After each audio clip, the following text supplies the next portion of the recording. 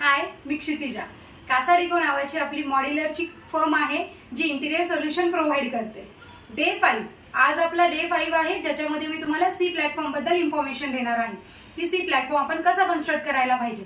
तर त्यासाठी C platform जो असणार आहे आपला, त्याची बेसिक इन्फॉर्मेशन ही आहे की मेन जो प्लॅटफॉर्म आपण घेतो त्याची डेप्थ आपण 2.5 फुटापर्यंत ठेवून एका साईडला सिंक आणि एका साईडला सर्व्हिंग प्लॅटफॉर्म ठेवावा. म्हणजे आपल्याला क्लिअर प्लॅटफॉर्म मिळतो जो कुकिंगसाठी असतो आणि एक जो असतो तो सर्व्हिंगसाठी येतो.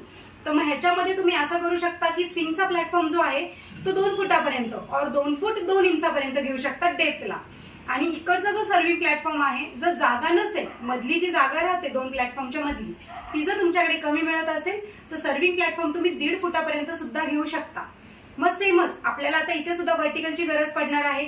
तर या केसमध्ये सुद्धा व्हर्टिकल तुमचा जो मेन प्लॅटफॉर्म आहे त्याला डिस्टर्ब न करता यायला हवे.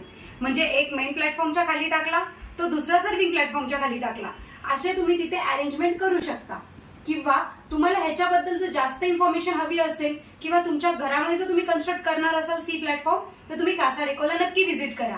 ते तुम्हाला पूर्णपणे गायडन्स देतील की आपण एक्झॅक्टली तो प्लॅटफॉर्म कसा, कारण तुमच्या घराच्या साईजनुसार कस्टमाइज तुम्हाला तिथे आयडिया मिळून जातील की कसं केलं पाहिजे. बाकी अजून काही तुम्हाला हवं असेल तर तुम्ही आमच्याशी कॉन्टॅक्ट करू शकता. थँक्यू.